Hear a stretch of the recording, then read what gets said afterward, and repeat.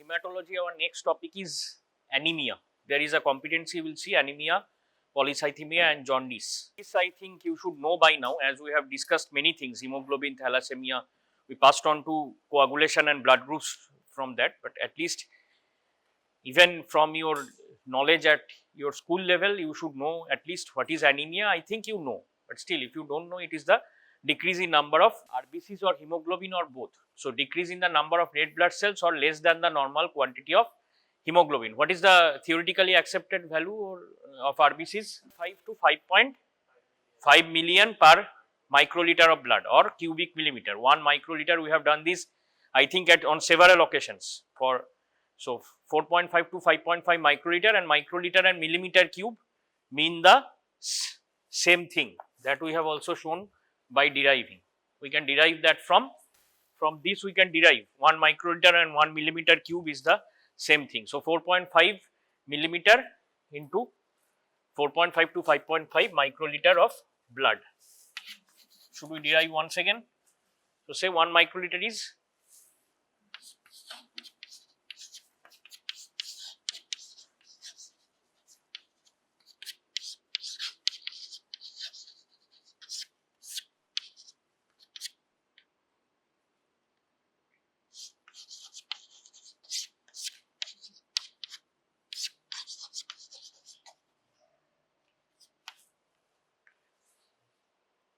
it? No, millimeter. So, there is nothing to memorize. I just made the mistake, casual error. So, 10 to the 1 minus 2 decimeter is 1 millimeter, not 1 micrometer. So, 1 microliter is 1 millimeter cube. So, 4.5 to 5.5 microliter, there is nothing to take down this. Can't you do it yourself? There is nothing to take down this. Simple mathematical conversion from SI system to CGS system. So, 4.5 to 5.5 microliter in case of what is the accepted value of hemoglobin? Okay, we are telling this in males. Again, RBC counts, hemoglobin counts, you should tell in separately in males and females. In males, it is 14 to 18 gram per deciliter. Okay, in Indians, in the Indian scenario, it may be even slightly less, can be taken as normal. So, anemia happens when, again, this is the same thing, it is lower than normal anemia, the concentration of red blood cells or the hemoglobin concentration is lower than normal, or the number of red blood cells is lower than normal. This is the same thing. So, actually, what does anemia, that means red cells, or what is the function of hemoglobin?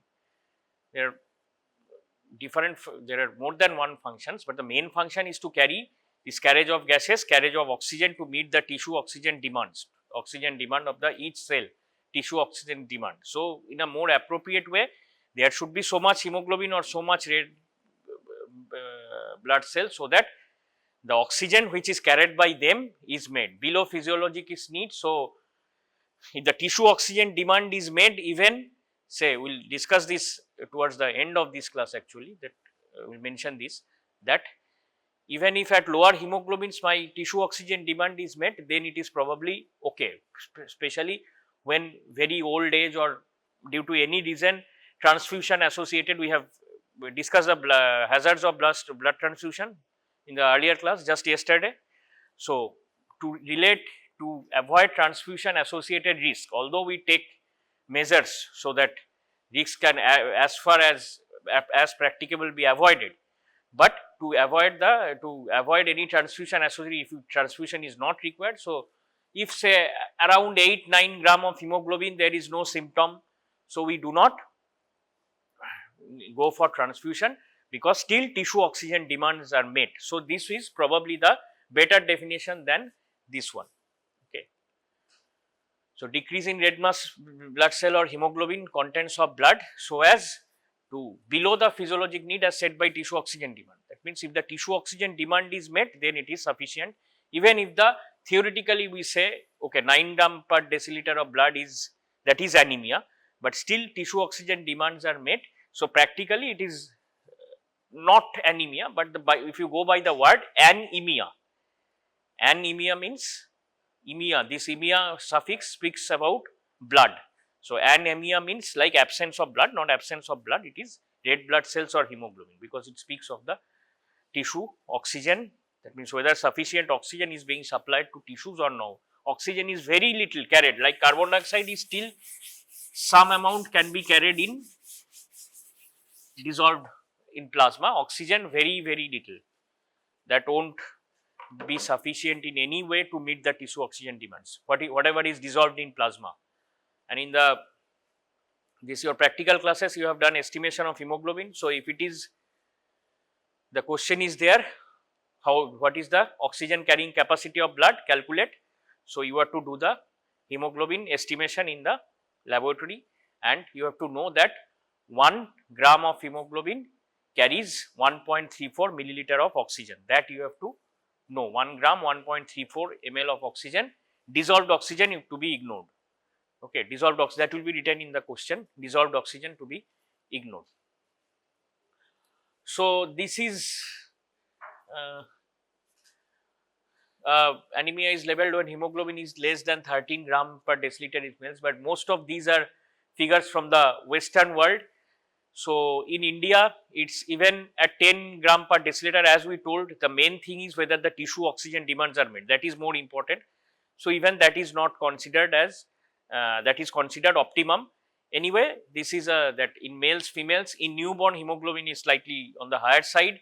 So even in 15 gram per deciliter, below that we may call as anemia, very strictly speaking. But again, the same thing, the principal thing is that whether the tissue oxygen demands are made.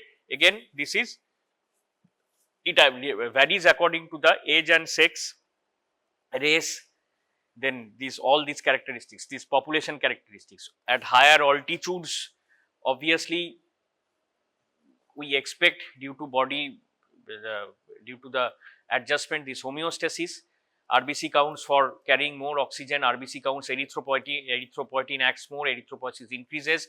What is the main role for the, what is the primary factor which induces erythropoiesis by which induces erythropoietin release by the kidney or by the liver? Ischemia. What do you mean by ischemia?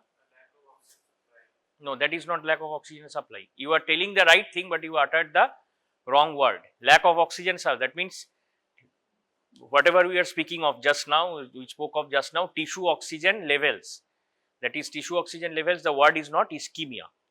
That means you are telling the right thing, you know the right thing, you uttered the wrong term. It is hypoxia, not ischemia. Okay. Ischemia means blood is not reaching somewhere. That is, yes, due to ischemia, hypoxia will occur, but the term is hypoxia.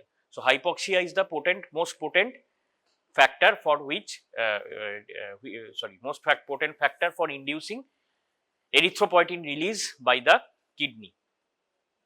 So, but still this, so see, even socio-economical changes are maintained. So the Indian scenario, even as low as 10 gram per deciliter, sometimes we see that in females, okay, tissue oxygen, it is asymptomatic. Practically, very strictly speaking, going by the word or going by the values, it is anemia. But if it serves our purpose, tissue oxygen demand is met, then it is the tissue, again it is the tissue oxygen demand which is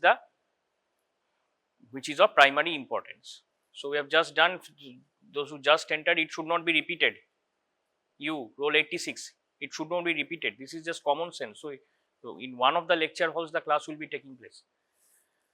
So we are going with anemia. Definition of anemia, you know. Okay.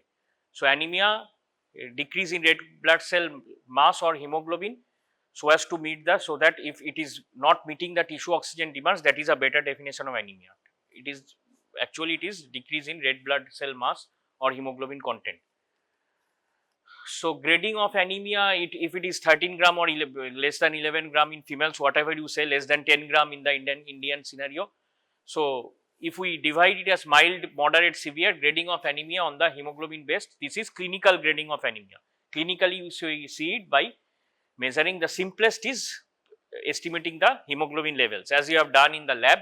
So by estimating hemoglobin levels, we classify anemia. Mild anemia is like 8 to 12. Severe anemia, some books are writing even greater than less than 6, it is severe anemia. Again, just remember in your mind that the principal factor is whether my tissue oxygen demands are met, body's homeostasis is being my body functions are being maintained. So that is what is my actual the aim of this physiological system, but still we can grade it like this: severe anemia say below 5 gram or maybe 6 gram, okay, below 6 gram per deciliter, it is classified as severe anemia. So moderate is in between that 5 to 8 or something, or 6 to 8. So that is grading of anemia based on the basis of hemoglobin. Now one thing is, anemia can be classified differently.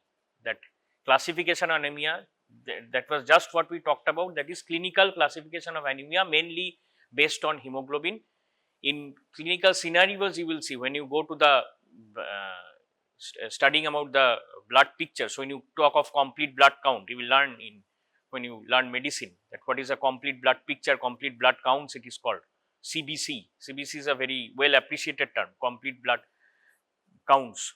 So there hemoglobin is done, total RBC count, total WBC count, differential leukocyte count, and the something called the RBC indices, which we have already discussed. So what are the clinically accepted, or sorry, clinically very relevant RBC indices? Without saying this class shouldn't go on. Mean corpuscular volume, one. Next one, another. You didn't attend the class on RBC indices. It was done in the physiology during those 11 AM sessions.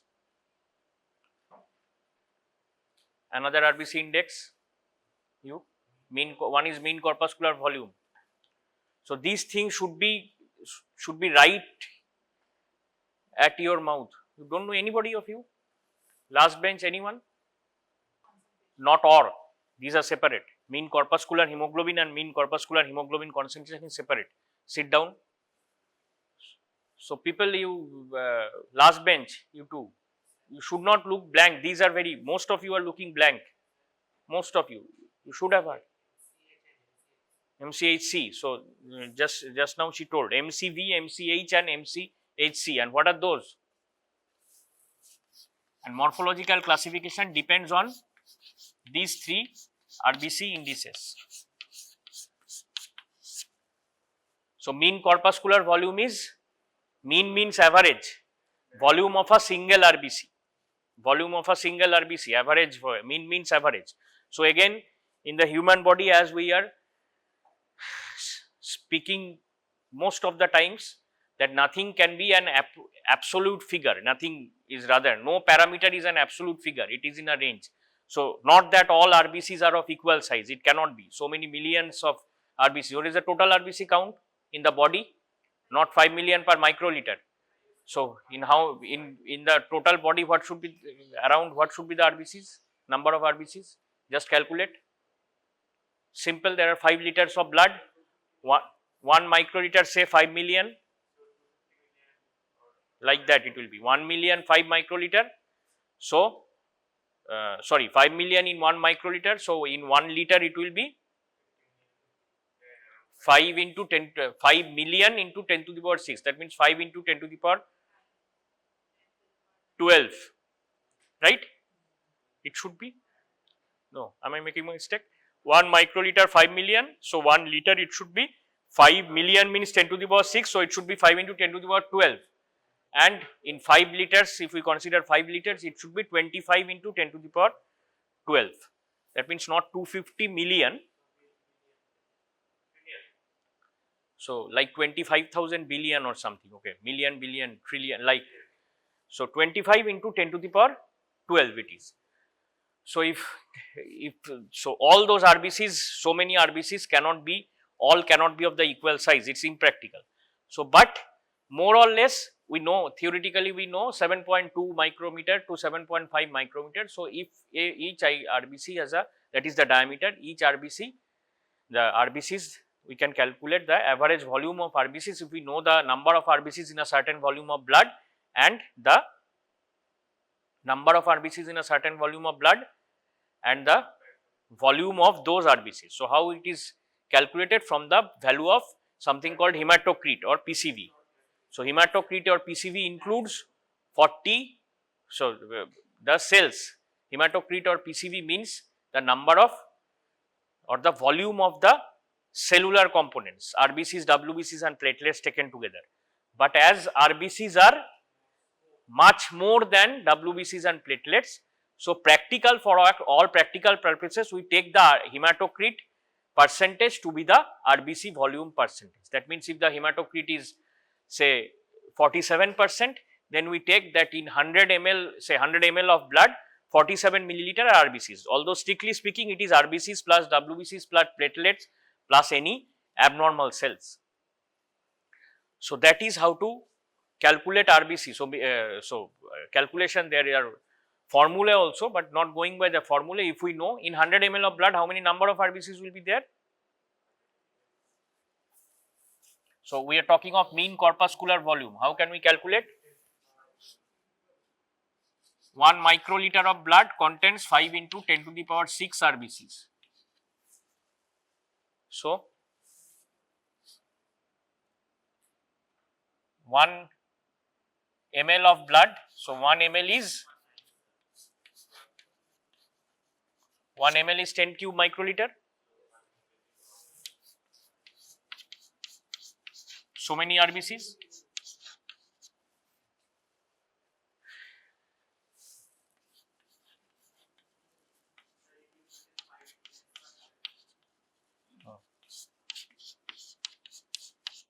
So calculate it at the last. So many RBCs.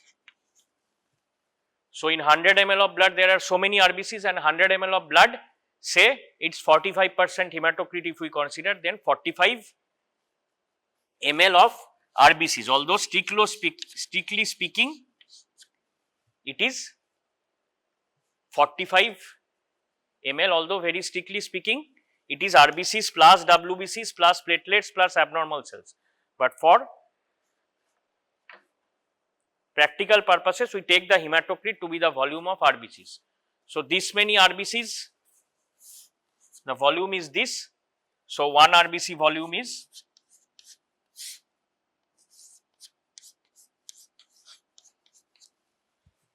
right, but this is in, what is the unit? Where from does picogram come? No, picogram is it a unit of volume or is it a unit of mass? So this is a unit of volume. So the accepted unit of MCV is in,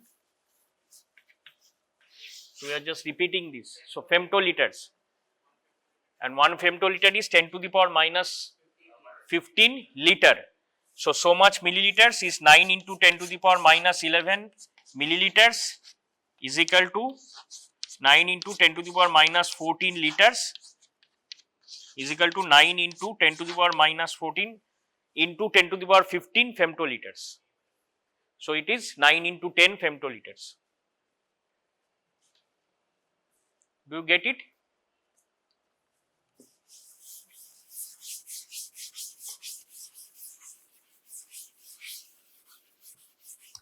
Should I write it again? These are simple mathematical calculations. 9 into 10 to the power minus 11 milliliter. That means 9 into 10 to the power minus 14 liters. And if you have to convert to femtoliters, you have to multiply that by 10 to the power 15. So it becomes 9 into 10 minus 14 and plus 15. Simple exponential rule, addition of exponentials. It becomes 9 into 10, 90 femtoliters. Some of you are looking like even this is becoming tough. Simple mathematics exponential rule. How to, if 10 to the power 6 into 10 to the power cube is 10 to the power 6 plus 3, that 10 to the power 9. Like that. So it is 90 femtoliters and accepted value is 78 to 92. It should be in a range. It always won't be 45, exact 45%. It can be 47, anything. So it is 40. Then it is 47 by 5 into 10 to the power into 10 femtoliters. It will come like that. Or 47 by 5.6, 5.8, 4.5, whatever is the value of the RBC. So this is mean corpuscular volume. Similarly, mean corpuscular hemoglobin is how much hemoglobin present in 1 RBC. So in 100 ml of blood, we just saw it is 5 into 10 to the power 11 RBCs. and 100 ml of blood contains 15 gram of hemoglobin, say 15. So it is 1 RBC contains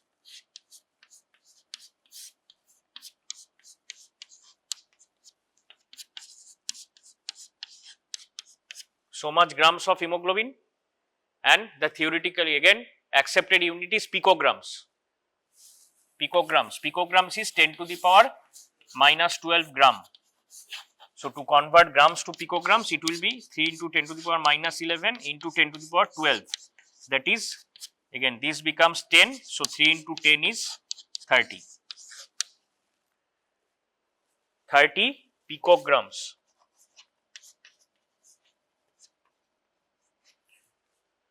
So the range which is theoretically we accept is 27 to 32 picograms. So actually it is, if it is 14, if it is say 4.8, it's 14 by 4.8 into that.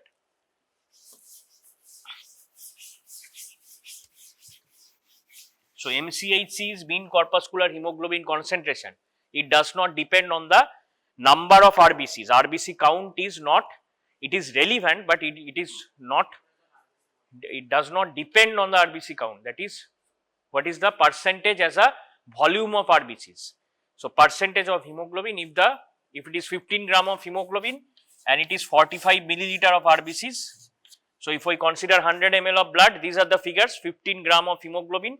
So the weight of hemoglobin expressed as a percentage of the volume of RBCs.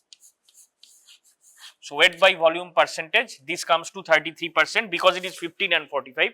Otherwise, it will be like say 13.8 by 47 or 13.8 by 43 into 100, that percentage. Okay. So if it is 15 by 45, it comes to 1/3. So it is 33%. Again, accepted value is, it is in percentage. It is not a unit. So 32 to 38% mean corpuscular hemoglobin concentration. So we, on the basis of these indices, particularly on the basis of MCV, we classify the cells are large or small or medium or whatever we call them, large, small, medium.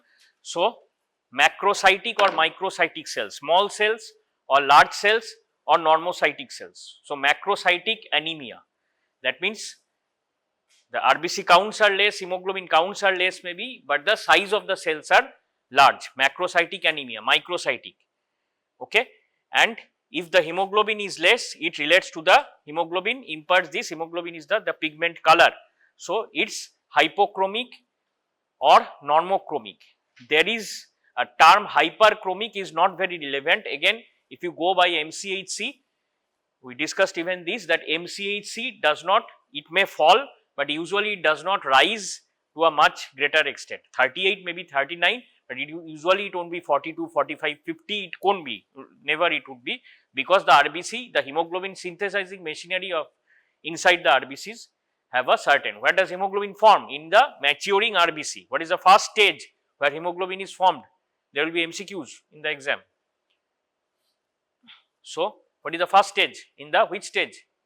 Intermediate normoblast stage. Hemoglobin starts forming in the intermediate normoblast stage. Total erythropoiesis goes on for 7 to 10 days. So in the intermediate normoblast stage, hemoglobin starts forming. So hemoglobin is being formed, it imparts the, so if hyperchromic, why this not very relevant term? Because MCHC does not go above a certain value, because whatever the number of RBCs it has decreased or whatever, even if it is normal, then the hemoglobin synthesizing machinery has a certain limit. Okay. So even in a person physiologically normal, in the sense that no, we are not talking of anemia only, normal. So MCHC cannot go beyond a certain value, because it cannot be then it in so many RBCs hemoglobin synthesis are exceeded beyond a certain level, because the capacity of the maturing RBC to synthesize hemoglobin is up to a certain amount. So MCHC is maybe decreased, but usually not very increased. Okay. So hemoglobin normocytic, microcytic, macrocytic on the size of red blood cell, normochromic and hypochromic on the basis of on the red blood cell size on the normochromic and hypochromic on the basis of hemoglobin content, but the term hyperchromic is not very relevant, or you may say not very appropriate. It is not very appropriate. So, MCV again 80 to 100 femtoliter, we talked of 78 to 92, their writing is 80 to 100, they are taking it as normal, that means normal range of MCV. So, 80 to 100 femtoliter, if it is less than 80 or maybe less than 78, maybe greater than 100, it is microcytic or macrocytic cells. This is just a depiction that how do large cells look like. These are just diagrammatic descriptions, this not under the, you have seen how RBCs look under the microscope. These are just diagrammatic descriptions, not actually how they look under the microscope, which you have seen in case of by performing Leishman staining. So, again this is from a very standard textbook of medicine. They are writing as normal value of MCV as 90 plus minus 8, that means like 82 to 98, it's 27 to 33, and this is just 34 to 31 to 35, they are meaning MCHC 31 to 35. These values differ according from author to author, but even if you say 27 to 32 in case of MCH, 78 to 92 in case of MCV and MCHC, it does not, 32 to 38%, it's okay.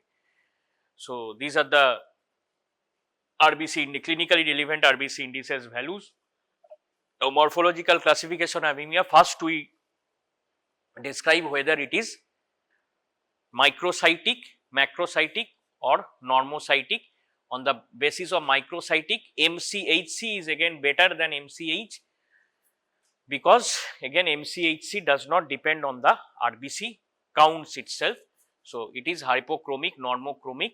So, hyperchromic sometimes it can be, but not very high. So, it is like examples are in some autoimmune hemolytic anemia and all, not much discussion is needed on this at this level. So, it may be sometimes, but hyperchromic is very less used terms or not very appropriate terms in most cases. So, microcytic, one very important example of microcytic hypochromic anemia is where the cells are also lesser in size and hemoglobin is also lower, cells are also this less than 78 or 80 femtoliters and the hemoglobin is on the lower side. So, giving it the color is paler. So, that is a very classical example is iron deficiency anemia, one type of nutritional anemia. Anemia is also may be caused due to the certain vitamin deficiencies like vitamin B12, vitamin B9 or which is folic acid. Vitamin B9 is folic acid. So, vitamin B12 and this folic acid, vitamin B9, these are needed for the DNA synthesis process. These are relevant for the DNA synthesis process. So, cell replication is hampered and large cells are formed. Okay. When large cells are formed, they are called as large precursor cells if they are found in the bone marrow, or if they come to the peripheral blood, if they are greater in number, then those types of cells are called megaloblasts. And if megaloblastic, the term is megaloblastic anemia. Cell counts are less, actual RBC counts are less, mature RBC counts are less, but immature RBCs, large immature RBCs have increased in number. That is called megaloblastic anemia. So, that is due to deficiency of factors like vitamin B12 and vitamin B9, or vitamin B9 other name is folate, folic acid. Okay. So, but another type of nutritional anemia is due to deficiency of iron. Okay. So, the iron deficiency anemia is microcytic hypochromic type, where the cells are RBC cell size is smaller, the cells also look pale. So, this is if we classify anemia morphologically.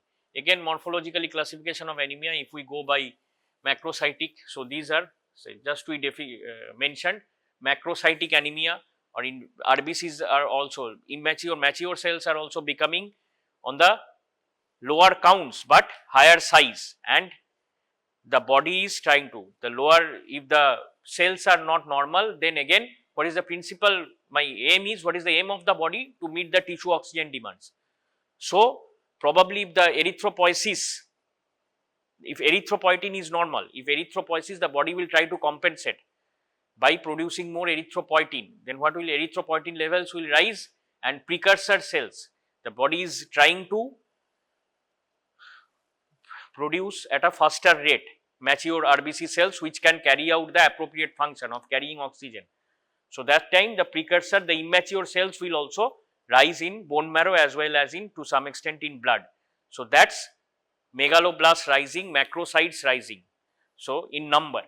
So, that happens in vitamin B12, folic acid deficiencies, microcytic hypochromic. Classical example is iron deficiency, also in thalassemia.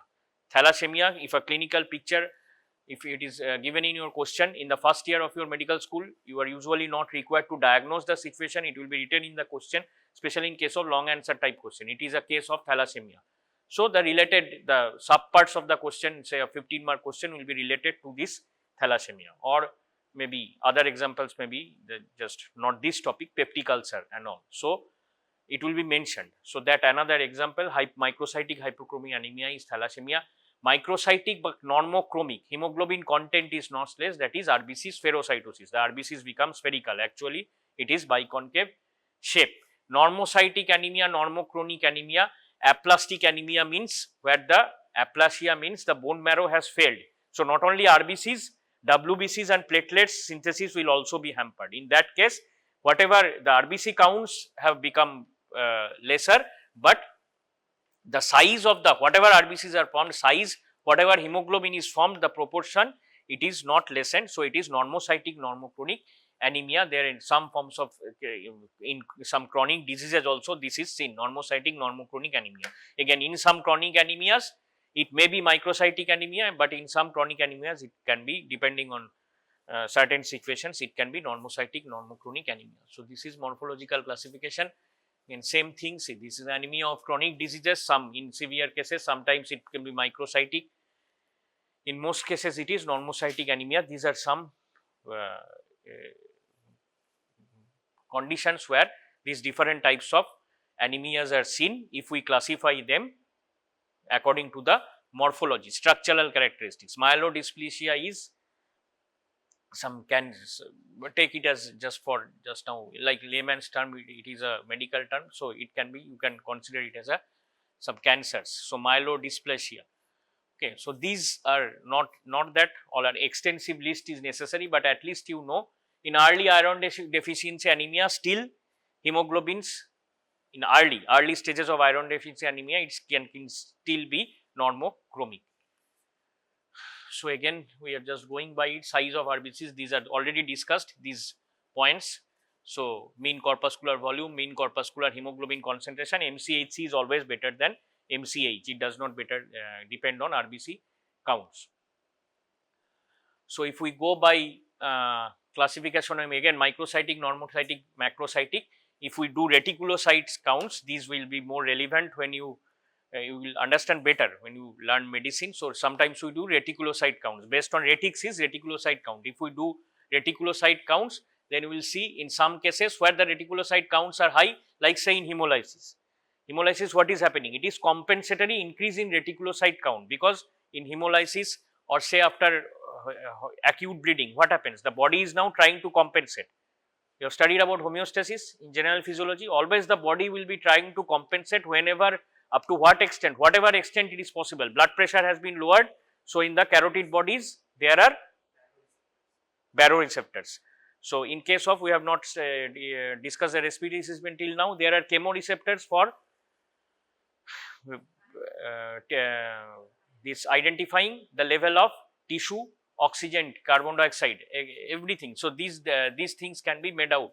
So, physiologically the body will try to compensate, and it will try to increase RBC counts by producing them at a faster rate. That time the immature RBCs will also be rising. So, that time immature RBCs will be the last stage before the RBCs are passing on to mature RBCs, that is the reticulocyte count. Reticulocyte counts, if are done, they are rising. But primary reticulocytosis, if it happens in reticulocytosis, which is reticulocytes, the primary reticulocytosis of unknown cause or what, retics count are already high, macrocytic anemia. In liver disease, due to some alcohol related liver disease or alcohol intake, there are alcohol related toxicities and all different types of these. Macrocytic anemia, the large cells, the cells are not, they become toxic to cells, so that these DNA synthesis, all these are affected. So what is happening, the cells are not dividing, nucleocytoplasmic ratio is altered. So these are macrocytic cells, but row reticulocyte count due to direct toxicity itself, due to in hypothyroidism, we have not discussed the endocrine system, but hypothyroidism, what happens, thyroid hormones are required for this much, are from metabolism, metabolic action. So in severe hypothyroidism, what may occur, that metabolic activity of all cells of body are reduced. So RBCs cannot also perform to their the bone marrow cannot perform, the bone marrow cannot perform up to its expected level. So it is low, low counts, it leads to low counts, not only mature cells but also immature cells. So retic count will be low. So I don't think it will be as tough as for you these types of reticulocyte counts. How do they differ by reticulocyte count? This will be just asked in at least in the first year of your medical school. I just made it out. If you get, you can study on your own, or you can just, if you try to relate, you can take this out, but this is not very important for you. The questions should be set for at least in the first year, that give the conditions where reticulocyte counts are low or reticulocyte counts are high.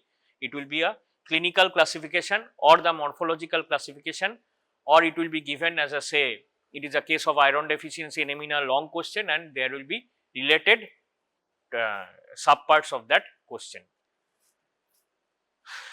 So we move on to some functional classification of anemia. Functional classification, it is just to classify. So if we can just know this as anything in the body, anything, if it is decreased production or increased breakdown, then it will lead to lower counts. Either it is decreased production, or even if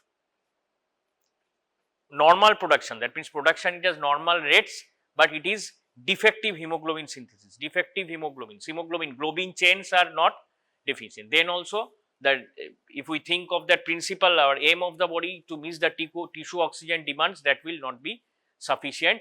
Increased RBC destruction, as in hemolysis, or the cells are sickling. We discussed a bit about sickle cell anemia when we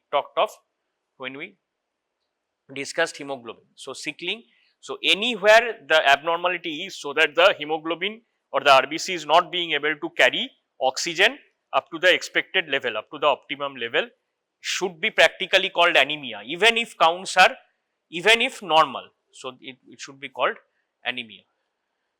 Okay. So if we go by the causes, what are the causes, underlying causes behind this, then it will be classified as hemorrhagic anemia, hemolytic. If you have these nutritional deficiencies, we already discussed, iron deficiency, vitamin B12 deficiency, or vitamin B9 deficiency, those are called nutritional anemias. In some chronic diseases, there is anemia, like in kidney disease. Why should there be anemia? Just tell from whatever we have discussed till now, kidney produces erythropoietin. So kidney is the major source of anemia. Also there is some from the liver also, but mainly from erythropoietin. Aplastic anemia, bone marrow is already failing. So not only anemia, not only RBCs will be less, WBCs, platelets, everything will be less. So that's hemorrhagic blood loss. Hemorrhage is meaning blood loss, severe blood loss. So severe blood loss, ultimately if blood is not substituted, not only there will be other, obviously there will be other issues, but due to severe blood loss, ultimately iron deficiency may precipitate after a certain period of time. But immediately there is RBCs less, hemoglobin less, and that is the tissue oxygen demands cannot be met substantially or optimally by whatever is left. So this is anemia due to blood loss. So there can be so many causes, underlying causes due to any trauma, okay, say road traffic accidents and all. So road traffic accidents or any severe injury due to other causes, surgical procedures, obstetric issues, you don't need to. PPH is postpartum, well accepted term, but I suggest don't write, if you have to mention somewhere, write the At first write the full form. PPH is postpartum hemorrhage. Don't be concerned right now much about it, but these are causes. Too much blood loss after a mother has given a birth to a child, too much blood loss due to some reason or the other. So that's called postpartum hemorrhage. So obstetric causes of severe blood loss, it may result in anemia. Sudden GI bleeds. One, you don't require what is it. So varix means varix is the singular, plural is varices. That means engrossed veins. If they rupture, then blood loss occurs from there. Again, that is sudden gastrointestinal bleeding. Sometimes there are chronic issues of gastrointestinal bleeding, like one peptic ulcer. Then anemia will set in slowly, insidiously, gradually. Okay, so that's chronic GI bleed. Gynecological issues, some women in the reproductive age group have not only menstrual bleeding but frequent bleeding episodes, pervaginal bleeding episodes. So anemia may set in. So there may be iron deficiencies as well. So iron deficiency anemia or anemias may set in due to blood loss. Hookworm infections, at least you have heard about hookworm infections. Due to, in some people, like in thalassemic children, you have to give blood transfusions very frequently. So for giving blood transfusions, you have to, what do you have to do? Repeatedly invade the vessels. So repeatedly invasion of vessels, this thalassemia is just given. Thalassemia itself is causing anemia. That is a cause of anemia. Plus, repeatedly invading the vessels is leading to blood loss, frequent blood losses. So there may be so many several causes of anemia due to blood loss. This is about hemolytic anemias. That means hemolysis. Blood is, the cells are breaking down. You don't need to go by any extensive bleeds. Hemoglobinopathies, one of the hemoglobinopathies is thalassemia. Wherever there is in sickle cell anemia, sickling. Due to sickling, the cells are breaking down. The shape is not maintained. They are passing through. Sickle cells are trying to pass through small capillaries. Cells are breaking down. In any case, if hemolysis is occurring, so actually in sickle cell, more than obstructing the blood vessels, what happens? The cells itself are broken down, sickle cell RBC. So that is an example of hemolytic anemia. Okay. So anemias due to hemolysis. There can be so many causes. You don't need the extensive list right now. I have just for mentioning, I have made this as a list, but you don't need to. And this is from a very standard textbook of medicine. You just apply your common sense, whatever you know of. You just one or two examples you try to think and relate and just produce. If it is asked one cause of hemolytic anemia, so you can already know what is sickle cell anemia. So you can say sickle cell anemia, the sickle cells while passing through the narrow blood vessels like capillaries, they break down. So hemolysis occurs, and if they block the capillaries, it is also not being able to, that blood flow itself is blocked. So even if some normal RBCs is there, they cannot pass through that area if it is blocked by the sickled cells. So evidence of hemolysis can be, so if we again we do reticulocyte counts. Why reticulocyte counts will be high? Because the body will try to compensate and immature cells will rise. So that's why there will be reticulocytosis. But if it is accompanied by, if there are dual issues, if it is accompanied by chronic disease like chronic kidney disease, then reticulocytes won't be high. Just think it over. If the body is trying to compensate, but already there is chronic kidney disease, a person is suffering from chronic kidney disease, then erythropoietin will be lesser. So in that case, hemolytic anemia plus chronic kidney disease. So erythropoietin is lesser.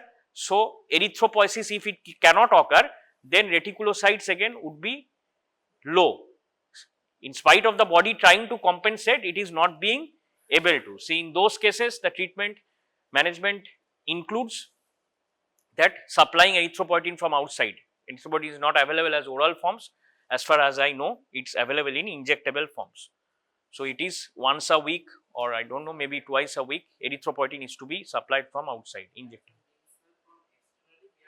Externally, we are giving erythropoietin. In chronic kidney disease, in advanced chronic stage advanced stage kidney disease, erythropoietin is necessary to be given from outside. So that's, sometimes you may face it as a question. You don't have to write about treatments in your first year at least, but physiological basis of treatment.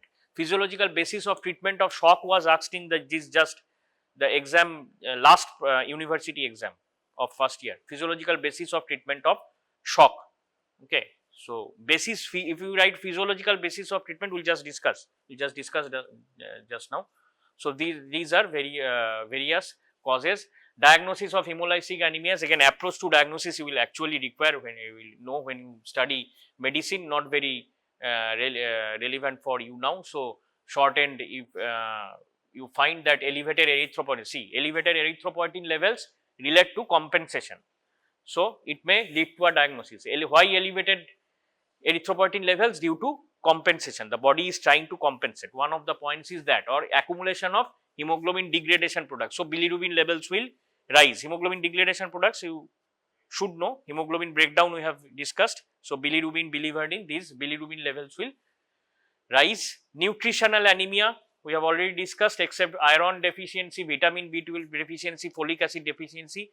Also, in case of vitamin A deficiency, there may be anemia. We will just discuss iron deficiency anemia. Hemoglobin counts will decrease. Also, iron stores will gradually, the body will use up iron stores, but there is something called the total iron binding capacity. Again, you will learn all these things in when you study anemia as a part of your medicine course. Total iron binding capacity will be increasing, because the bound form of iron is also being used up. As much as possible, the body will try to compensate, because the primary is meeting the tissue oxygen demand. So, ferritin, this is one of the stores of iron. So, now the ferritin levels will go on decreasing gradually. The body will use up these stores of iron. Okay, anemia, but iron deficiency itself, iron deficiency in the early stages, the counts are lost. We already saw just normochromic. Even if the counts are decreasing, still the cells are not appearing as pale, because it is normochromic still. So, iron deficiency, in the first stages of iron deficiency, cell counts do not decrease. So, that is anemia versus iron deficiency. When all the stores are also absolute iron deficiency, when the ferritin stores are become ferritin stores, there are values of accepted values of ferritin stores. When they become less than 30 nanogram per deciliter, then maybe the counts are going on decreasing. So, causes of iron deficiency, one is inadequate dietary intake, any malabsorption syndromes, right, any causes of malabsorption. So, if it causes poor iron absorption, that may ultimately give rise to iron deficiency anemia. Obviously, if blood loss for a long time or sudden severe blood loss, and if it is not compensated or it is not substituted, then gradually iron deficiency anemia may set in. There is a varieties of causes why increased needs, especially in women, say, who suffer from excessive pervaginal bleeding. So, that may lead to iron deficiency during the adolescent phase of growth. In this diet, people dependent only on vegetables, not only iron deficiency, other vitamin deficiencies may also set in. Okay. So, this is about vitamin B12 deficiency anemia, where megaloblasts are formed, vitamin B12 deficient anemia, okay, where megaloblasts are formed. So, vitamin B12 or folic acid deficiency we already mentioned. So, if there is we have studied about the intrinsic factor, Kessel's intrinsic factor, that helps in the absorption of vitamin B12. So, even if that is deficient, vitamin B12 deficiency will set in. There are other neurological effects of vitamin B12 deficiency, but one of the effects will be megaloblasts will be found, megaloblastic anemia, as in case of folate deficiency. Again, you do not need the extensive causes. I just prepared the slides for this your understanding and just knowledge. You do not need some medications may also lead to folate deficiency. Anything causing folate deficiency will lead to anemia. So, megaloblastic anemia we have already discussed, vitamin B12 or folate deficiency anemia. Vitamin A deficiency, vitamin A, what is done? It is already it has a role in stem cell differentiation, pluripotent hematopoietic stem cells, plus vitamin A deficiency is GI absorption of anything. So, vitamin A. So, if vitamin A, due to deficiency of vitamin A, GI absorption is hampered, then also it may lead to anemia. Vitamin A helps in mobilization of body iron stores.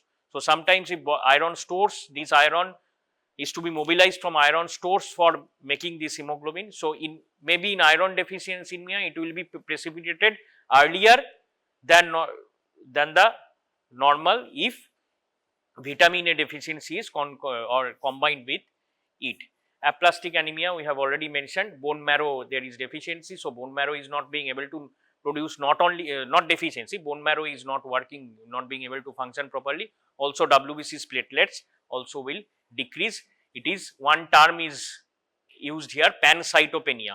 Pancytopenia means all cells are decreasing, not only RBC's, aplastic anemia, pancytopenia, hypocellular bone marrow. If we do the bone marrow studies, then it's a hypocellular bone marrow, all cells are decreasing.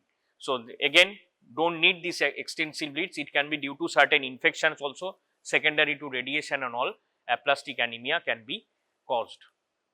Anemia of chronic disease, again, most often we have seen, we have just discussed, most often normocytic, normochromic, but sometimes in the later stages microcytic hypochromic anemia may also set in. Anemia in chronic diseases, as in chronic kidney disease, erythropoietin is not there. So, if erythropoietin is lacking, then it may be one issue. So, the terms of this, sometimes it is called anemia of inflammation, but better to say except inflammation also, you read about inflammation in pathology, it's except inflammation also anemia of chronic disease may be there.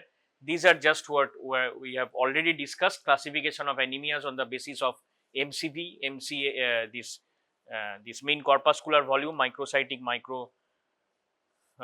macrocytic, normocytic, and there are different causes, underlying causes for it.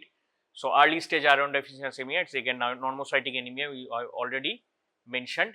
So, if you have to just one question, if you run sub part of the question, physiological basis for the treatment, you don't have to write treatment. So, these are the physiological basis. So, first is whatever we are speaking of right from the beginning of the class. Primary importance is ensure tissue oxygen delivery. Even if oxygen hemoglobin is less, but if tissue oxygen demands can be met, we do not go for transfusions and all, because transfusion related risks are at least potentially there. To target nutritional replacements whenever there is iron deficiency due to low iron intake or poor iron absorption, we should treat the underlying cause. That is, we should treat the underlying cause. We should treat the chronic diseases. We have to stimulate the bone marrow for erythropoiesis, and for that erythropoietin is injected from outside. If erythropoiesis is deficient, and we have to transfuse blood as necessary, that depends. If transfusion is, there is no other option than transfusion, then we have to transfuse blood, whole blood. Sometimes whole blood, if also say in a road traffic accident, massive amount of blood is lost. So, not only cells are to be replaced, but also plasma has to be. So, then we use whole blood, but sometimes only say in chronic kidney disease, transfusion of packed red blood cells is done. So, one component of blood, packed red blood cells. So, this is the physiological principles of management of anemia, just for 4 or 5 points, but remember it is first you write about that my primary aim is to ensure adequate tissue oxygen delivery. So, sometimes supplementary oxygen may be needed, the less hemoglobin is there, but we are as much as oxygen it can carry, we are giving supplementary oxygen in severe anemia. This is the just diagrammatic representation. Polycythemia is increase in red blood cell mass. Polycythemia is increase in red blood cell mass. Sometimes it is interchangeably used with the term erythrocytosis. That means red blood cells have increased. Anemia is this lower count of red blood cells. Polycythemia is higher count. Increase in number of red blood cells in absolute polycythemia. But if sometimes it happens that plasma volume has increased, plasma volume has decreased, so it is a relative polycythemia. So, not only then the RBCs will be, concentration of RBCs will increase, concentration of other cells will also increase, but it is relative polycythemia, that plasma volume has decreased, but if it is absolute increase in the number, then it is absolute polycythemia. Sometimes it is interchangeably used with overproduction of red blood cells or erythrocytosis. Okay. So, again in anything primary or secondary, secondary is due to some underlying cause, and primary is mostly with the cause is not known. Primary polycythemia, secondary. In polycythemia also, as in other cases, it is condition of bone marrow.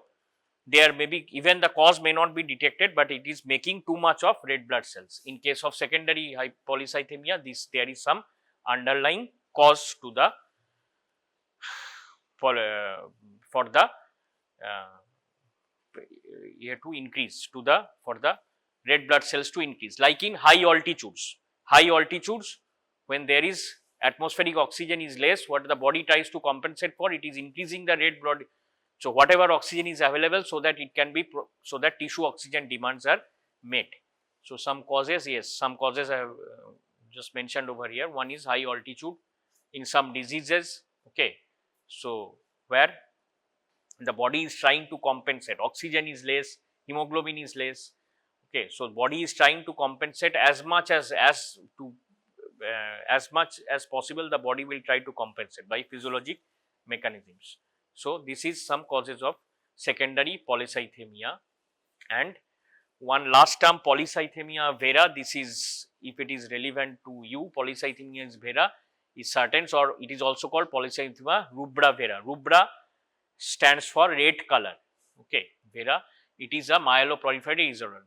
Take it as some type of cancer, a cancerous situation, okay. So there is absolute increase in number of blood cells, also other cells, leukocytes and thrombocytes. So the bone marrow is hyperactive, okay. Cells start to die out. In the later stages, what happens?